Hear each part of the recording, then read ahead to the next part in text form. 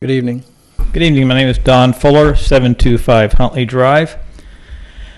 In 2012, some of you may remember, I sent messages to all of the existing council members at that time and all of the people who were running for council at that time. And the question of that message was, what was their position on having an "In God We Trust" sign in this room? I got back, most of them responded. And if I was to sum up the general gist of all those responses that I received on that day, on those days, it would be that the general response was that people have a right, certainly, to practice their own religious beliefs, and that in Corona there are plenty of churches to help them do just exactly that. And I support that position completely. When we all walked into this room here tonight, it was neutral. There's nothing showing any preference or any discrimination for anybody. And that's how the room should be.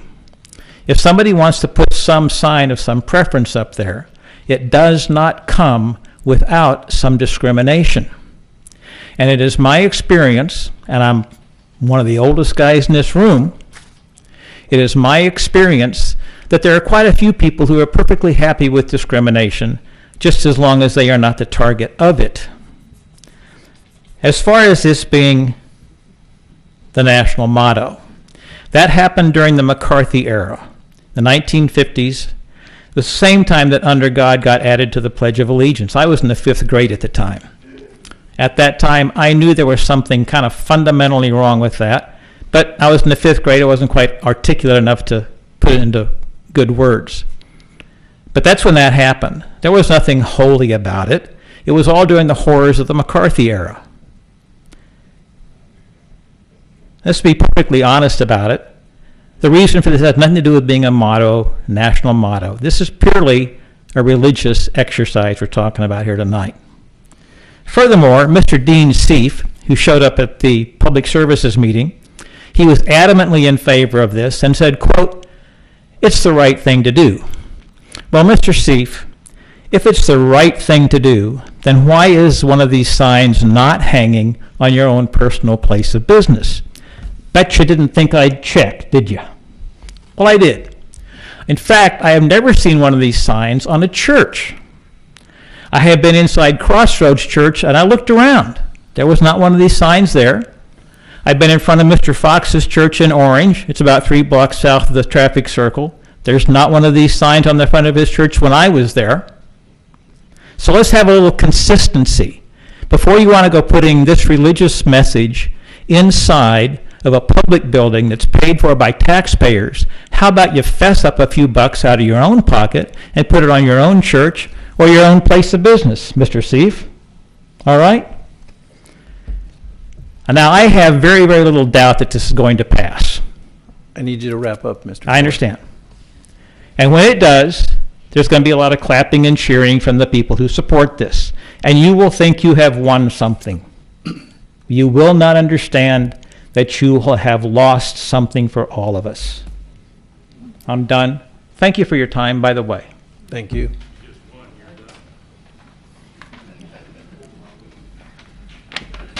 Good evening. Good evening, Council. Thank you for letting me speak. I'm a believer in God, so I'm for this motion, and I'm very happy that you brought this up, Randy, and I appreciate you doing that, and I know it takes a lot of courage. With that said, I'm actually going to go another angle.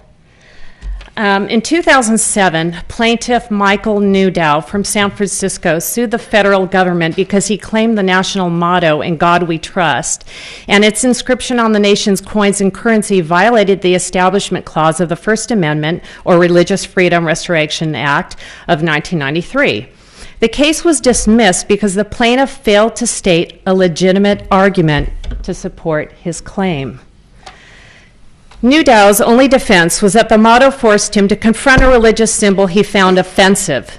The Supreme Court dismissed the case and ruled that "In God We Trust" has nothing to do with the establishment of religion. Its use is of a patriotic character and bears no resemblance to a government sponsorship of a religious exercise.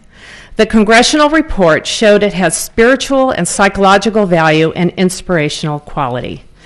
Newdow could not cite a single Supreme Court case that called into question the motto's constitutionality. To the contrary, the Supreme Court noted that it does not violate the Establishment Clause, which says that the government may not endorse a religious belief. Now, in Corona, we have many different religions practiced here: Catholicism, Mormonism, Protestantism, Judaism, Islam, even atheism. Clearly, no one is kept out of Corona or favored based on religion. This isn't about favoring any belief. It's about patriotism. Now, if somebody's going to get offended, you can get offended driving down the street hearing church bells ring.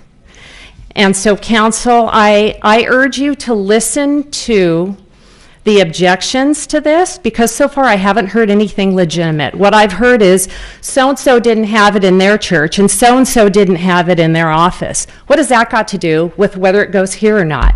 I haven't heard a legitimate argument. That's a preference. You know, I'm offended as a preference. It's not an argument. So if the Supreme Court ruling was good enough for the federal government, I think it's good enough for the city of Corona. Thank you. Thank you. Good evening. Good evening. Dean Safe. I'm a business owner in town at 522 Railroad Street. Thank you, Mayor Scott and council members and city staff for the opportunity to speak here. First and foremost, I'd like to thank you for your service to the city of Corona.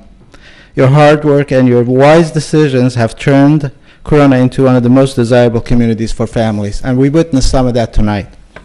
Councilmember Fox, I'd like to thank you for your service as well.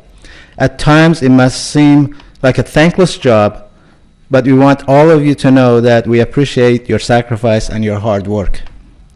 We need people with godly principles like you in Washington, D.C. Councilmember Fox, your record as a dedicated council member and a public servant has never been questioned until a few weeks ago when you proposed discussion on "In God We Trust" to be placed at the city council chamber. The fact of the matter is that since the 1960s, every value that has made America unique and a great nation has been under attack. Today, some of our nation's leaders openly criticize our greatness and want us to believe that we are no greater than a third world country.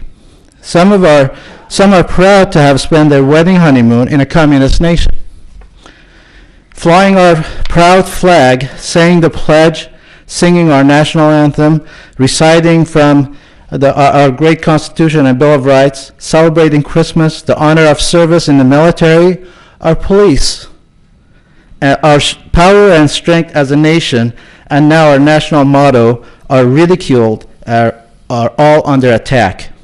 The crowd that supports these anti-American sentiments can't seem to understand they are helping to slowly dismantle the greatness of the United States.